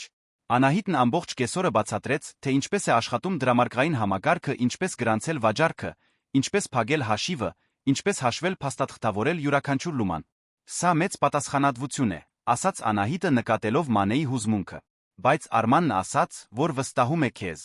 Խոսքերի հեգնանքը Մանեի համար ակնհայտ էր։ Արմանը միանշանակ նրան ոչ մի հարցում չէր վստահում։ Միջոցառումը սկսվեց ճիշտ ժամը 8-ին։ Մանեն դիրքավորվեց բարի հետում, մատուցելով թանկարժեք խմիչքներ, մանրակրկիտ գրանցելով յուրաքանչյուր վաճառքը։ Շարժը մեծ էր, բայց նա կարողացավ ամեն ինչ կազմակերպված պահել։ Ժամը 10-ի մոտ նա հյուրերի մեջ ճանաչեց մի ծանոթ դեմք։ Դա Արամն էր, այն տղամարդը, ով առաջին գիշերը նրան թեյավճար էր տվել։ Նա մոտեցավ բարին բարեկամական ժպիտով։ Մանե, ինչ հաճելի է քեզ նորից տեսնել։ Ինչպես են գործերը։ Լավ, պարոն Արամ։ Շնորհակալ եմ հարցնելու համար։ Հուսով եմ քեզ դուր է գալիս այստեղի աշխատանքը։ Շատ բան եմ սովորում, դիվանագիտորեն պատասխանեց նա։ Արամը պատվիրեց վիսկի հետում էր, թե ինչպես է Մանեն պրոֆեսիոնալ ճշգրտությամբ պատրաստում խմիչքը։ Մայրդ պետք է որ հպարտանա քեզնով, մեկնաբանեց նա։ Հուսով եմ, ասաց Մանեն տխրության զգացում ունենալով, մտածելով դեռ հիվանդանոցում գտնվող Անուշի մասին։ Ինչպես է նա ապաքինվում։ Դանդաղ է լավանում։ Բուժումները։ Դե, թանկ են, բայց նա լավ է արձագանքում։ Արամը գլխով արեց ըմբռնումով։ Եթե որե բանի կարիք ունենաս, մի վարանիր հարցնել։ Նրա խոսքերի մեջ մի անգեղծ բարություն կար, որը հուզեց Մանեին։ Վերջին օրերի լարվածության անվստահության մեջ գտնել մեկին, ով անգեղծ մտահոգություն էր ցուցաբերում, մխիթարական էր։ Երեկոյի մնացած մասն անցավ առանց միջադեպերի։ Մանեն զգուշությամբ փակեց դրամարկղը 3 անգամ հաշվելով յուրաքանչյուր թղթադրամն ու մետաղադրամը նախքան հաշվետվությունները լրացնելը։ Ամեն ինչ կատարյալ համընկնում էր։ Նա փաստաթղթերն ու գումարը հանձնեց Արմանին, ով այնպիսի ուշադրությամբ ստուգեց ամեն ինչ, որը չափազանց էր թվում։ Ամեն ինչ կարգին է, վերջապես ասաց նա, բայց նրա ձայնի մեջ մի լարվածություն կար, որը Մանեն չկարողացավ վերծանել։ Կարող եմ գնալ։ Այո, կարող ես։ Մինչ վաղը։ Մանեն վերցնում էր պայուսակը, երբ լսեց Արմանի գոռոցը աշխատասենյակից։ Այս ինչ է։ Անահիտ։ Անահիտ, հենց հիմա արի այստեղ։ Նրա ձայնի խուճապահար տոնը ստիպեց բոլոր աշխատագիցներին, ովքեր դեռ առանձնատանն էին, վազել դեպի աշխատասենյակ։ Մանեն միացավ խմբին, սիրտը սկսեց արագ բաբախել։ Արմանը կանգնած էր սեղանի մոտ, դրամարկղի հաշվետվությունները ցրված էին, դեմքին շոկի բարկության արտահայտություն։ Փողը պակաս է, ասաց նա ձայնը դողալով։ 50,000 դրամ։ Դրամարկղը չի համապատասխանում գրանցված վաճառքին։ Ծանր լռություն տիրեց սենյակում։ Բոլոր հայացքներն ինքնաբերաբար ուղղվեցին դեպի Մանեն, ով զգաց, թե ինչպես է արյունը սառչում երակներում։ Ինչպես թե փողը պակաս է, հարցրեց Անահիտը շփոթված։ Հենց այնպես, ինչպես ասացի, պորտկաց Արմանը։ 50,000 դրամ պարզապես անհետացել է։ Եվ միակ մարդը, ով այսօր հասանելիություն է ունեցել դրամարկղին, եղել է Նա մատով ուղղակիորեն ցույց տվեց Մանեին, ով զգաց, թե ինչպես է աշխարհը պտտվում իր շուրջը։ Ես ոչ մի բան չեմ վերցրել, ասաց նա ձայնը սպասվածից բարձր հնչեց։ Ես ամեն ինչ 3 անգամ ստուգել եմ։ Ամեն ինչ ճիշտ էր։ Իսկապես, հարցրեց Արմանը մեղադրական տոնով։ Որովհետև այստեղ հստակ երում է, որ մենք վաճառել ենք 120,000 դրամի խմիչք, բայց դրամարկղում կա ընդամենը 70,000։ Դա անհնար է։ Ես յուրաքանչյուր լուման հաշվել եմ։ Արմանը մոտեցավ նրան սպառնալից կեցվածքով։ Մանե, ես քեզ հնարավորություն գտամ սա արժանապատվորեն լուծելու։ Որտեղ է փողը։ Ես ոչ մի փող չեմ վերցրել, գոռաց նա, արդարացի բարկության արդյունքները հայտնվեցին աչքերին։ Ինձ մեղադրում են մի բանում, որը ես չեմ արել։ Ապացույցները հենց այստեղ են, ասաց Արմանը թափահարելով թղթերը։ Եվ դու միակ մարդն էիր, ով հասանելիություն ուներ դրամարկղին ամբողջ միջոցառման ընթացքում։ Անահիտը փորձեց միջամտել։ Արման, գուցե հաշվելիս սխալ է եղել։ Հաշվելու սխալը, արձագանքեց նա։ 50,000 դրամը հաշվելու սխալից չի անհետանում։ Իրավիճակն արագորեն դուրս էր գալիս վերահսկողությունից։ Մյուս աշխատագիցները շշնջում էին իրար մեջ, ոմանք Մանեին նայում էին կասկածանքով։ Նա իրեն զգում էր թագարթում հայտնված կենդանու պես։ Ես կկանչեմ անվտանգությանը, ասաց Արմանը վերցնելով հեռախոսը։ Եվ գուցե անհրաժեշտ լինի ներգրավել ոստիկանությանը։ Ոստիկանություն, Մանեն զգաց, որ ոտքերը թուլանում են։ Խնդրում եմ, ես ոչինչ չեմ արել։ Կարող եք ստուգել իմ պայուսակը, կարող եք ամեն ինչ ստուգել։ Կարող ենք, համաձայնեց Արմանը։ Տիգրան, արի այստեղ։ Անվտանգության աշխատագիծը հայտնվեց արագ ակնհայտորեն մտահոգված աղմուկից։ Ինչ է պատահել։ Մանեն դրամարկղից 50,000 դրամ է գողացել, առանց այլայլության ասաց Արմանը։ Հայացքը, որ Տիգրանն ուղեց Մանեին, լի էր հիասթափությամբ։ Դա ճիշտ է։ Ոչ, գոռաց աղջիկը։ Ես երբեք նման բան չէի անի։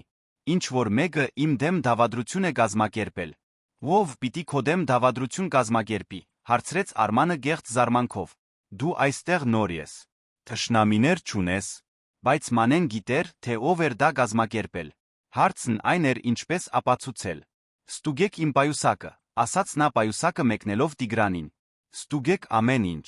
Ոչինչ չեք գտնի, որովհետև ես ոչինչ չեմ վերցրել։ Տիգրանը մանրակրկիտ խուզարկեց պայուսակը, բայց Մանեի անձնական իրերից բացի ոչինչ չգտավ։ Այստեղ ոչինչ չկա, հաստատեց նա։ Իհարկե չկա, ասաց Արմանը։ Նա արդեն ժամանակ է ունեցել փողը մեկ այլ տեղ թաքցնելու համար։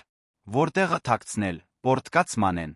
Ես այստեղից ոչ մի րոպե դուրս չեմ եկել դրամարկղը փակելուց հետո։ Վեճն ավելի էր թեժանում, երբ մի հանգիստ ձայն գտրեց օդը։ Որն է այստեղի խնդիրը։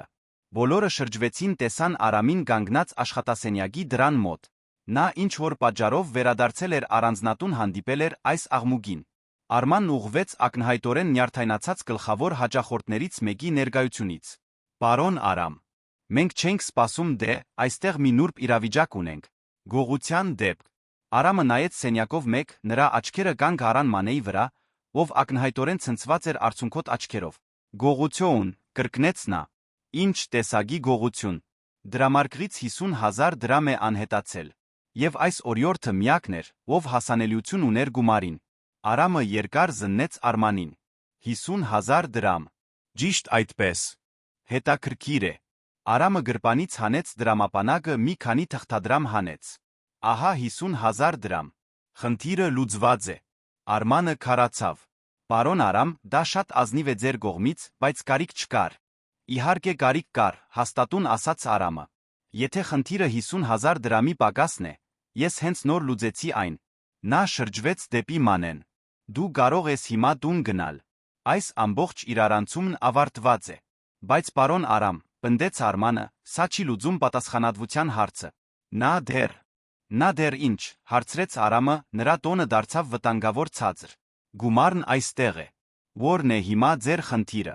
Արմանը դժվարությամբ կուլ տվեց թուքը չիմանալով, թե ինչպես պատասխանել առանց լիովին անտրամաբանական հնչելու։ Մանե, մեղմորեն ասաց Արամը, գնա տուն։ Հանգստացիր։ Վաղը նոր օր կլինի։ Մինչ Մանեն դուրս էր գալիս առանձնատնից, ոտքերը դեռ դողում էին, նա լսեց, թե ինչպես է Արամը ցածրաձայն, բայց ակնհայտորեն բարկացած խոսում Արմանի հետ։ Նա չկարողացավ լսել, թե ինչ էին ասում, բայց Արմանի կեցվածքից պարզ էր, որ դա նրա համար հաճելի զրույց չէր։ Տուն գնալու ճանապարհին Մանեն փորձում էր վերլուծել կատարվածը։ Արմանն ակնհայտորեն գեղձել էր այդ պակասորթը իրեն մեղադրելու համար։ Բայց ինչու՞։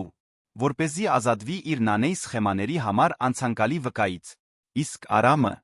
Նրա միջամտության մեջ ինչ-որ բան կար, որն ավելին էր, քան պարզ առատաձեռնությունը։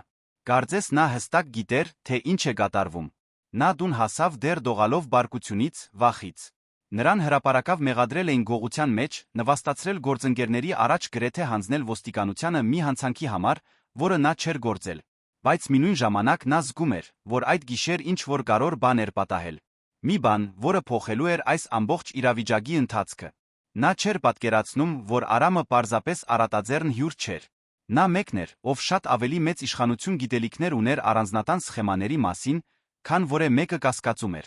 եւ որ հաջորդ օրը բոլոր խաղաթղթերը բացվելու էին։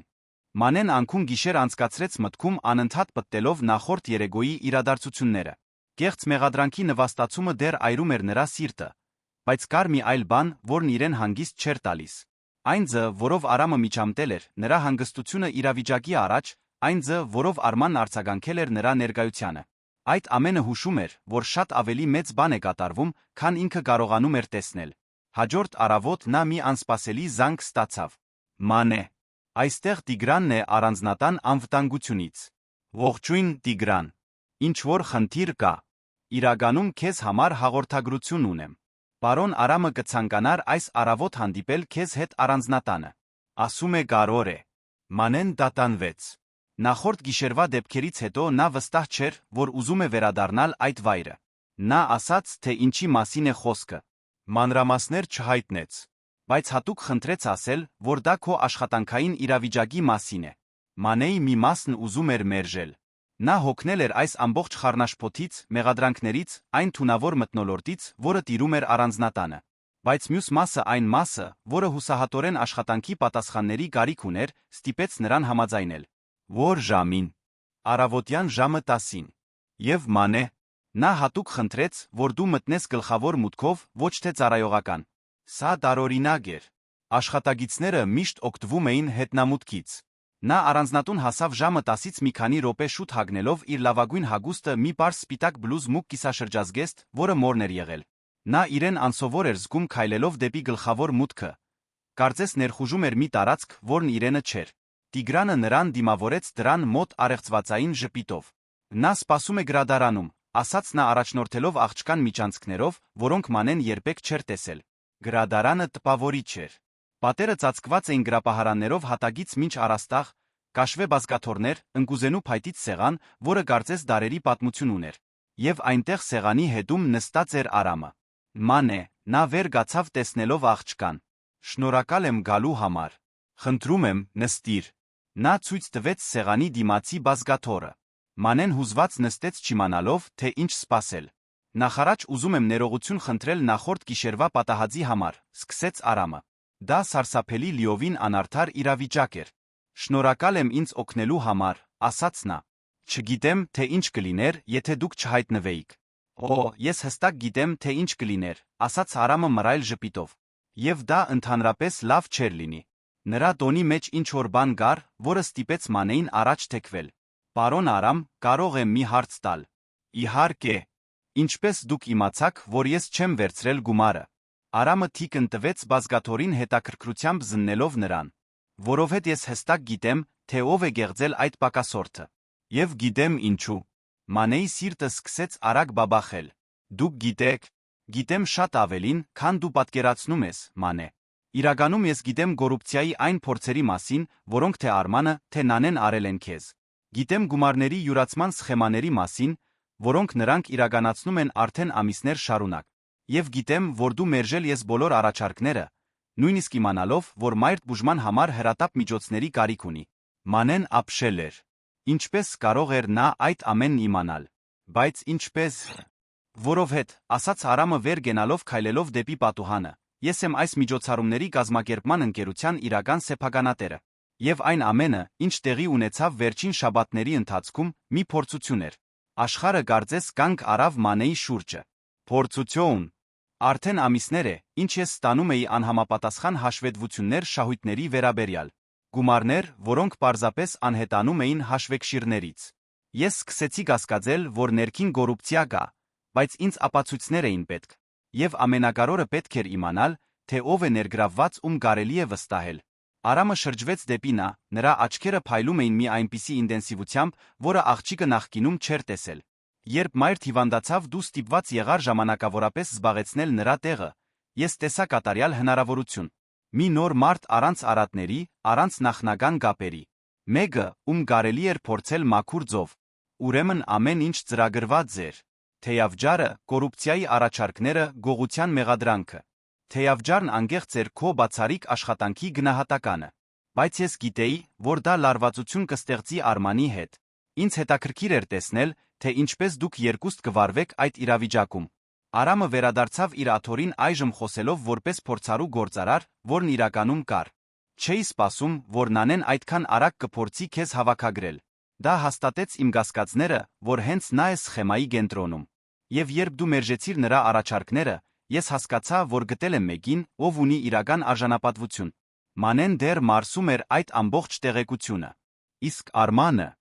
Ախ, Արմանը… Արամը հառաչեց։ Դա ամենադժվար մասն էր։ Ես գիտեի նրա որդու վիճակի մասին։ Իրականում միշտ եմ իմացել։ Ընկերությունն ունի բժշկական արտակարգ իրավիճակների հիմնադրամ հենց նման դեպքերի համար, բայց Արմանը երբեք օգնություն չխնդրեց։ Հպարտություն էր, գուցե։ Կամ գուցե կարծում էր, որ իրավունք չունի։ Նա ընդունեց Նանեի առաջարկը հուսահատությունից։ Այո։ Եվ նախորդ գիշեր, երբ նա գեղձեց այդ պակասորթը քեզ մեղադրելու համար, նա անցավ մի սահման, որից հետդարձ չկա։ Արամը սեղանից վերցրեց մի թղթապանակ, բացեց այն, ցույց տալով փաստաթղթեր, լուսանկարներ։ Այստեղ ես ունեմ գումարների յուրացման սխեմայի ամբողջական ապացույցները։ Բանկային քաղվածքներ, խոսակցությունների ձայնագրություններ, անօրինական գործարքների անդորրագրեր։ Այն ամենը, ինչ ինձ պետք է նրանց քրեական պատասխանատվության ենթարկելու համար։ Մանեն նայեց փաստաթղթերին, զգալով թեթության տխրության խառնուրդ։ Թեթություն, որ իր ազնվությունը հաստատվել էր։ Տխրություն, որ Արմանը կործանել էր սեփական կյանքը հուսահատության պատճառով։ Ինչ է լինելու նրանց հետ։ Դա կախված է նրանից, թե ինչպես նրանք կարձագանքեն, երբ ես արձակատվեմ նրանց հետ։ Բայց նախարաջ ես ուզում եմ քեզ մի առաջարկ անել։ Մանեն բարձրացրեց աչքերը հետաքրքրված։ Ինձ պետք է մեկը, ում կարող եմ վստահել ընկերության ամենօրյա գործառնությունները վերահսկելու համար։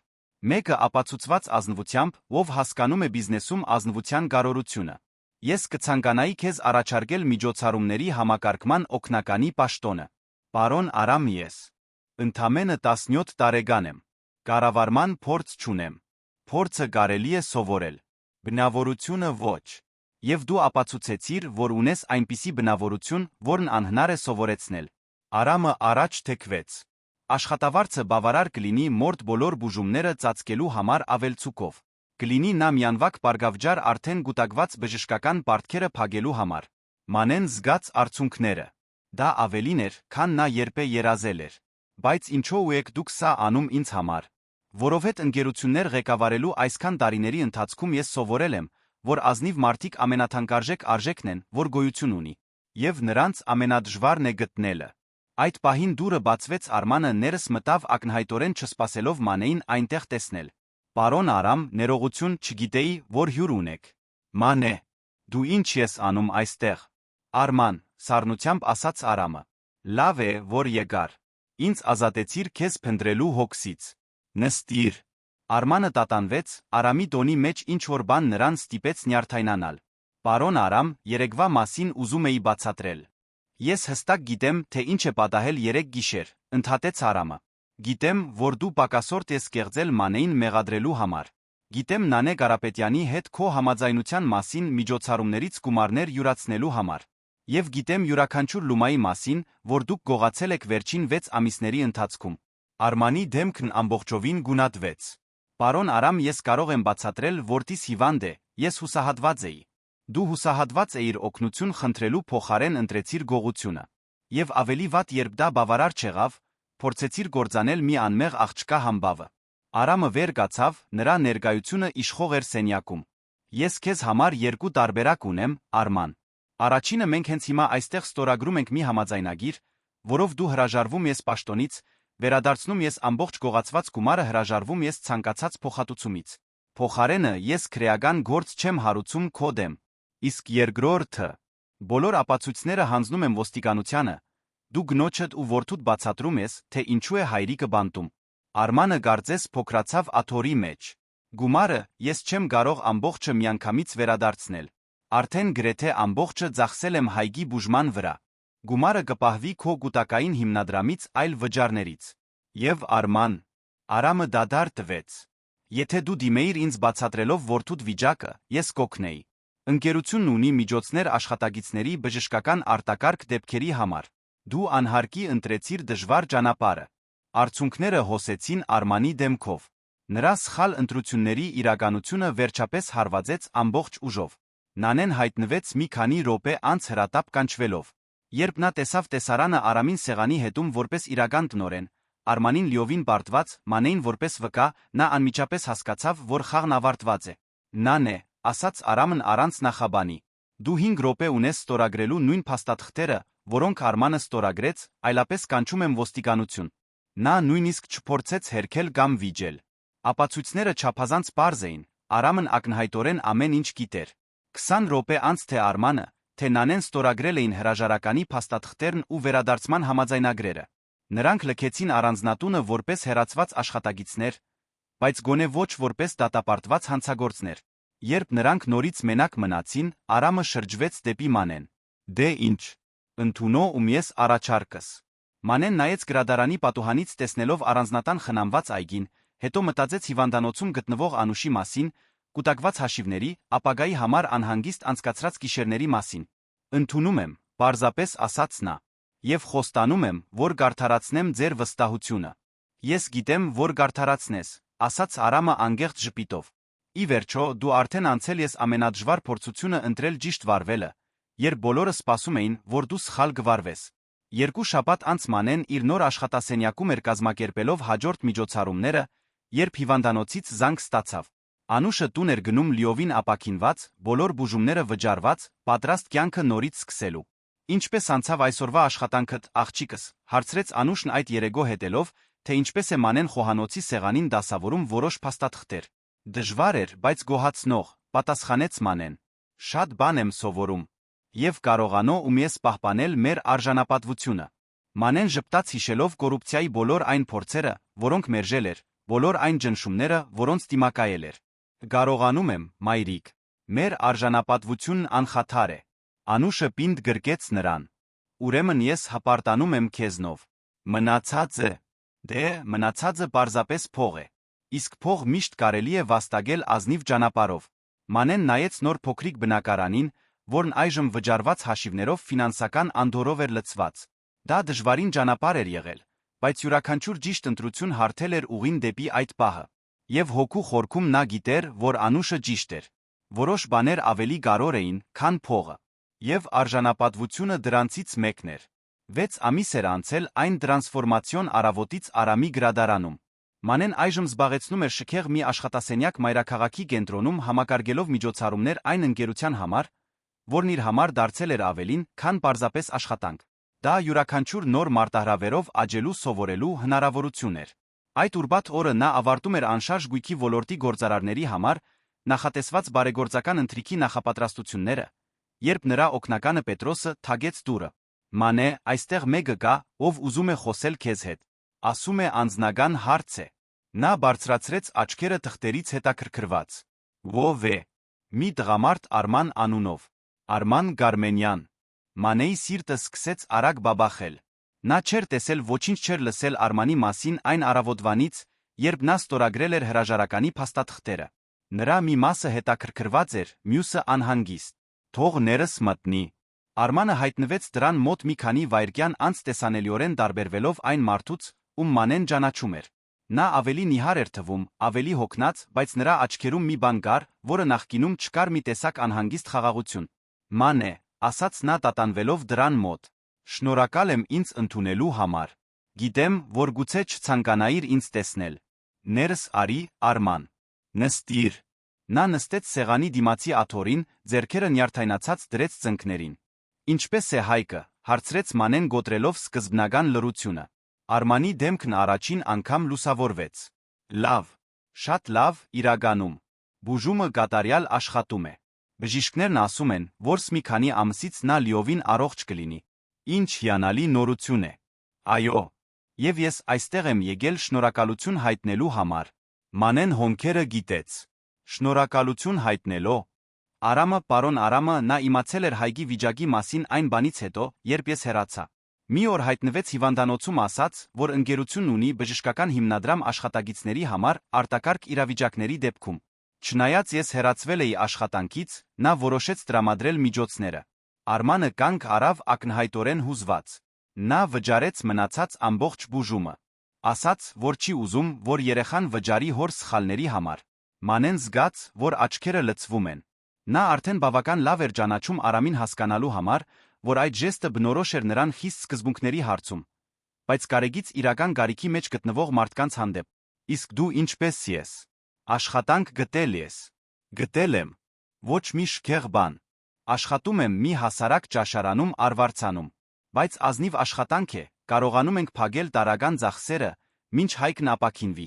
Արմանը առաջ թեքվեց, ձեռքերն այժմ միահյուսված էին։ Մանե, ես այստեղ եմ եկել հիմնականում ներողություն խնդրելու համար։ Այն ամենի համար, ինչ արեցի քեզ հետ, այն ձի համար, որով փորձեցի գործանել քո համբավը սեփական գաշից փրկելու համար։ Դա աններելի էր։ Արման։ Ոչ, թույլ տուր ավարտեմ։ Այս վերջին ամիսները ստիպեցին ինձ շատ մտածել իմ կատարած ընտրությունների մասին։ Այն մասին, թե ինչպես հուսահատությունը կարող է ստիպել մարդուն արդարացնել ցանկացած բան։ Նա բարձրացրեց աչքերը հանդիպելով աղջկա հայացքին։ Դու ճիշտ էիր։ Միշտ ես ճիշտ եղել։ Արժանապատվությունը գին չունի։ Եվ երբ մենք կորցնում ենք մեր ազնվությունը, մենք կորցնում ենք մի բան, որը փողը երբեք չի կարող հետ գնել։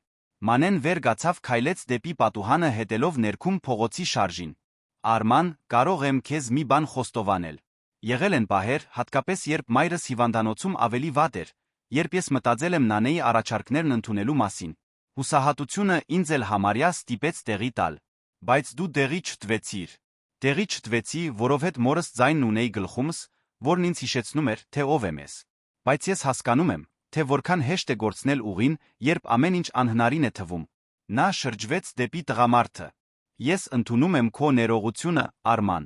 եւ հիանում եմ այն քաջությամբ, որն ունեցար այստեղ գալու համար։ Արմանը ժպտաց ամիսների ընթացքում առաջին անգամ անգեղծ ժպիտով։ Ինչպես է Անուշը, ի դեպ, լիովին ապաքինվել է։ Վերադարձել է աշխատանքի, բայց կես դրույքով։ Ասում է ուզում է ավելի շատ վայելել կյանքը այն վախից հետո, որ ապրեցինք։ Իսկ դու, գոհ ես նոր պաշտոնից։ Մանեն նայեց աշխատասենյակով մեկ տնից բերած բույսերը,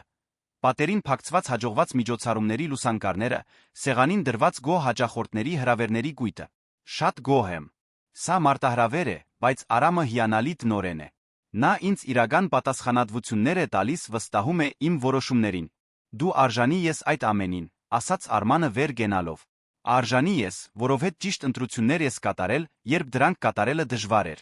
Նրանք հրաժեշտ տվեցին մի ձեռքսեղմումով, որը գրում էր անգեղծ ներման քաղված դասի ուժը։ Այդ երեգո Մանեն ընտրեց Անուշի հետ իրենց նոր բնակարանում ավելի մեծ, ավելի հարմարավետ, բայց դեռ պարզ հյուրընկալ։ Ուրբաթ էր նրանց ավանդական օրը զրուցելու ամեն ինչ քննարկելու համար։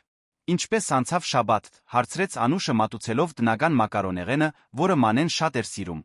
Ինտենսիվ։ Հաջորդ շաբաթվա համար 400 հոգանոց միջոցառում ենք կազմակերպում։ Դա կլինի ամենամեծը, որ ես երբե համակարգել եմ։ Նյարդայնանում ես։ Մի քիչ, բայց նա ոգորված եմ։ Արամն ասաց, որ եթե ամեն ինչ լավ անցնի, ես կստանձնեմ մասնաճյուղի ընդհանուր համակարգումը։ Անուշը դադարեցրեց ուտելը, նայեց դստերը ակնհայտ հպարտությամբ։ Հիշում ես, երբ ինձ պատմեցիր այն առաջարկների մասին, որ ստացել էիր։ Անազնիվ ճանապարհով փող վաստակելու մասին։ Հիշում եմ։ Երբեմն մտածում եմ, թե ինչ կլիներ, եթե դու ընդունեիր դրանք։ Մանեն մի պահ մտորեց։ Հավանաբար մի քիչ արագ փող կվաստակեի, բայց կգործնեի իրապես աճելու հնարավորությունը։ Եվ ամենակարևորը կգործնեի հարգանքը սեփական անձիս հանդեպ։ Իսկ հիմա ամեն օր արթնանում եմ իմանալով, որ այս ամենը կառուցել եմ իմ սեփական աշխատանքով, իմ սեփական ընտրություններով։ Ոչ ոքի ոչինչ պարտք չեմ։ Կարիք չունեմ վախով ետ նայելու, որ ինչ-որ մեկը ինչ-որ բան կբացահայտի։ Անուշը սեղանի վրայով բռնեց աղջկա ձեռքը։ Աղջիկս, երբ դու փոքր էիր, ես հաճախ էի մտահոգվում, թե արդյոք կկարողանամ քեզ տալ այն բոլոր հնարավորությունները, որոնք ունեին մյուս երեխաները։ Փող դասընթացների, ճամփորդությունների, գեղեցիկ հագուստի համար։ Մայրիկ, բայց հիմա հասկանում եմ, որ քեզ տվել եմ շատ ավելի արժեքավոր մի բան։ Քեզ սովորեցրել եմ ճիշտի սխալի տարբերությունը։ Եվ ամենակարևորը ցույց եմ տվել, որ մեր իրական հարստությունը ոչ թե մեր ունեցածի մեջ է, այլ նրանում, թե ով ենք մենք։ Մանեն սեղմեց մոր ձեռքը զգալով այն ուժն ու սերը, որն իրեն պահել էր այդ բոլոր դժվարին տարիների ընթացքում։ Դու ինձ սովորեցրել ես, որ երբ բախվում ենք դժվար ընտրությունների, միշտ պետք է հարցնենք. ինչպիսի մարդ եմ ես ուզում լինել, եւ ոչ թե ինչն է ավելի հեշտ կամ շահավետ։ Ճիշտ է։ Եվ տես, թե դա քեզ ուր բերեց։ Մանեն նայեց նոր բնակարանով մեկ, մտածեց իր մարտահրավերներով լի, բայց գոհացնող աշխատանքի մասին, ազնիվ ճանապարհով ձեռք բերված ֆինանսական գայունության մասին, այն վստահության մասին, որն Արամն ամեն օր տածում էր իր հանդեպ։ Սա ինձ տուն բերեց, վերջապես ասաց նա։ Ինձ վերադարձրեց ինքս ինձ։ Մի քանի շաբաթ անց, այն բարեգործական միջոցառման ժամանակ, որը Մանեն այդքան խնամքով էր համակարգել, Արամը հատուկ ներկայացրեց նրան գլխավոր հյուրերին որպես ընկերության կառավարման իր իրավահաջորդը։ Այս երիտասարդ օրիորդը, ասաց նա ելույթի ժամանակ, մարմնավորում է այն ամենը, ինչ լավագույնն է բիզնես աշխարհում։ Իրազեկություն, նվիրվածություն ամենակարևորը, անսասան ազնվություն։ Ավելի ուշ, երբ հյուրերն արդեն հեռացել էին, թիմն ավարտում էր ամեն ինչ կարգի բերելը, Արամը մոտեցավ Մանեին։ Հիշում ես, թե ինչ էի ասել ազնիվ մարդկանց ամենաթանկարժեք արժեք լինելու մասին։ Հիշում եմ։ Ճիշտ էի։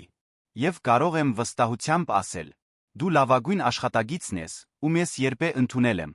Մանեն ժպտաց մտածելով այն ճանապարհի մասին, որն իրեն բերել էր այստեղ։ Մերժված բոլոր գայթակղությունները, դիմակայած բոլոր ճնշումները, բոլոր այն դժվարին ընտրությունները,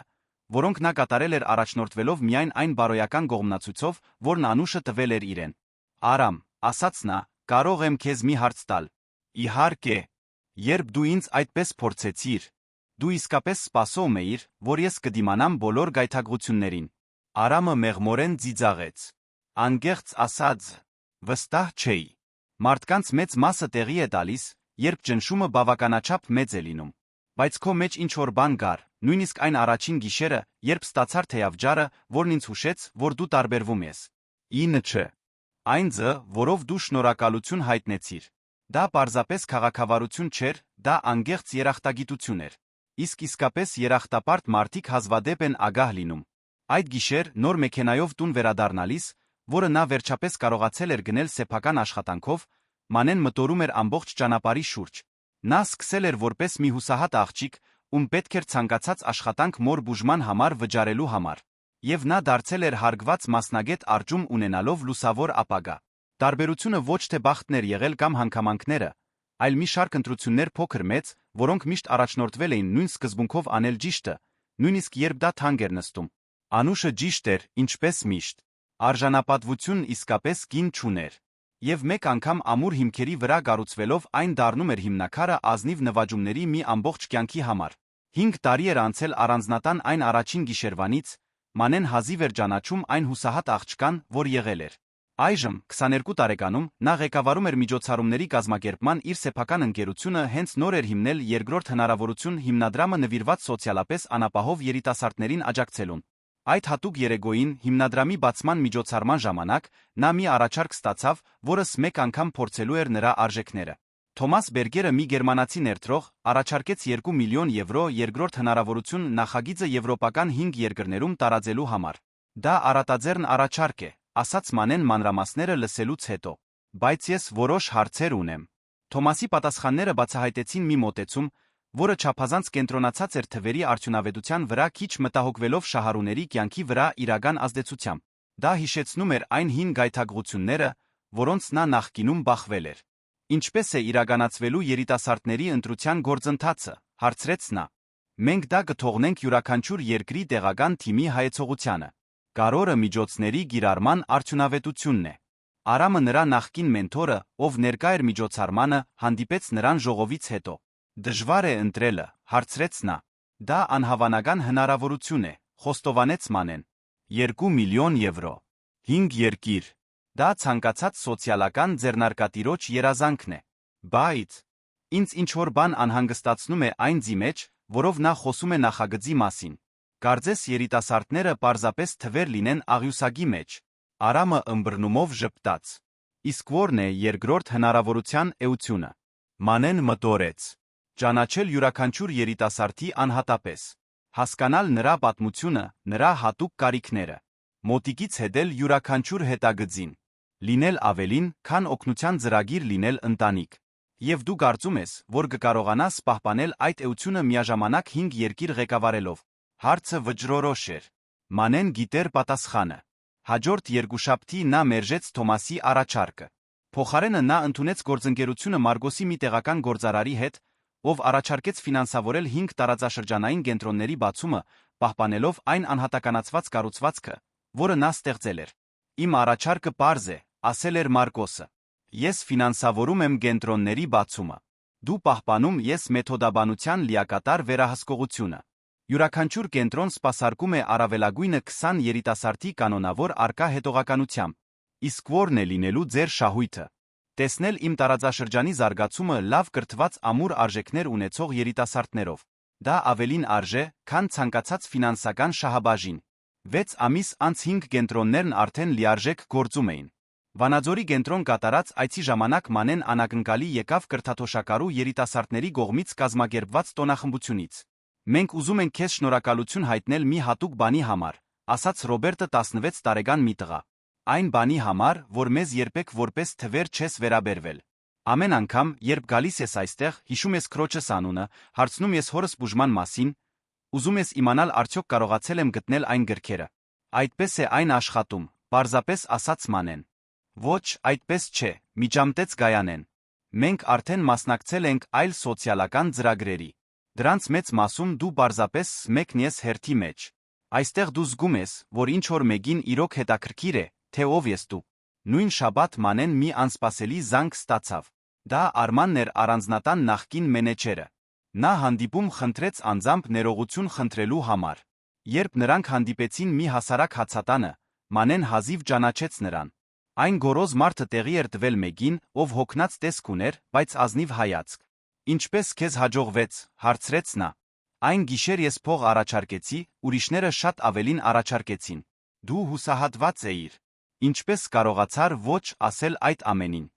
Արման, ես համարյա տեղի էի տալիս, անկեղծորեն պատասխանեց նա։ Եղել են պահեր, երբ մտածել եմ, որ այդ փողն ընդունելը կլինի ամենաողջամիտ բանը։ Եվ հետո հիշում էի մի բան, որ մայրս միշտ ասում էր. ամենակարևոր մարդը, ում պետք է հարգես, դու ինքդ ես։ Եթե ես ընդունեի այդ փողը, այլս երբեք չէի կարողանա հայելու մեջ նայել առանց ամոթի զգացման։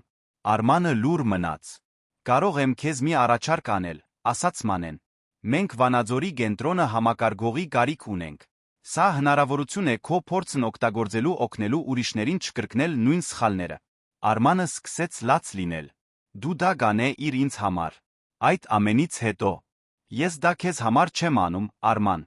Ես դա անում եմ այն 20 երիտասարդների համար, ովքեր կշահեն քո փորձից։ Քավությունը հնարավոր է, երբ կա անկեղծ զղջում։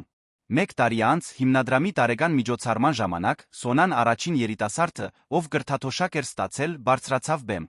Այժմ իրավաբանի որակավորում ստացած նա հայտարարեց, որ ընդունվել է մարդու իրավունքների մագիստրատուրա։ Ես ուզում եմ իմ կարիերան նվիրել երկրորդ հնարավորության աշխատանքը պետական քաղաքականության միջոցով տարածելուն, ասաց նա։ Այնուհետ Կարենը Սոնայի կրտսեր եղբայրը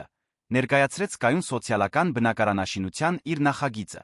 Սա գեղեցիկ ֆունկցիոնալ տների նախագիծ է ցածր եկամուտ ունեցող ընտանիքների համար, բացատրեց երիտասարդը։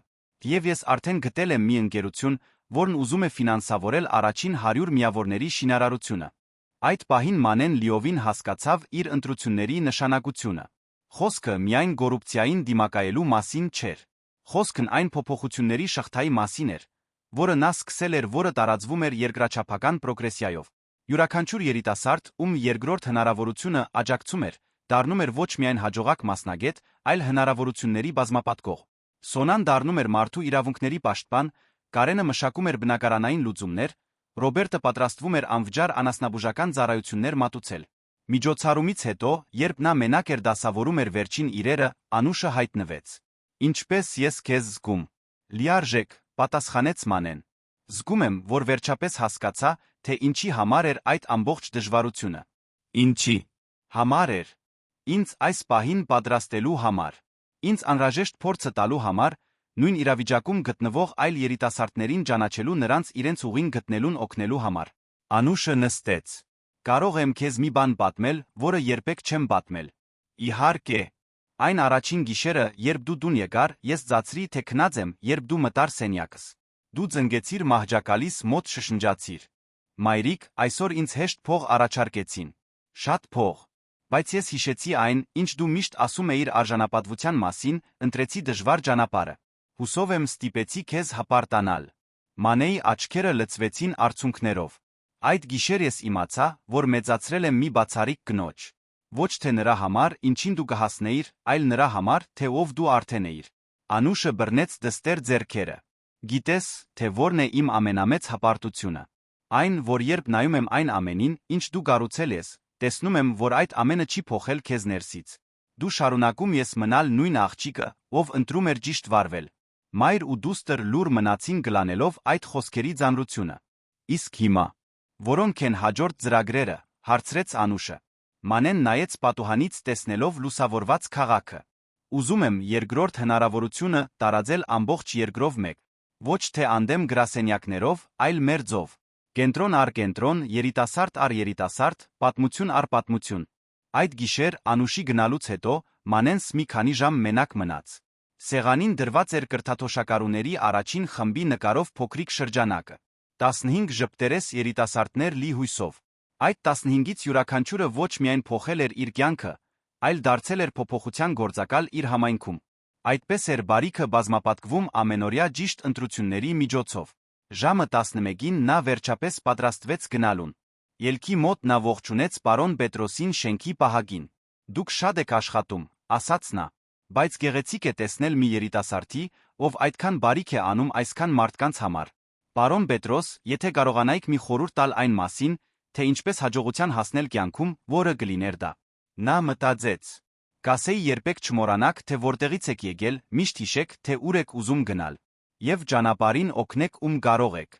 Իմաստուն խորհուրդ է։ Իսկ դուք ինչ խորհուրդ կտայիք այն երիտասարդներին, ում օգնում եք,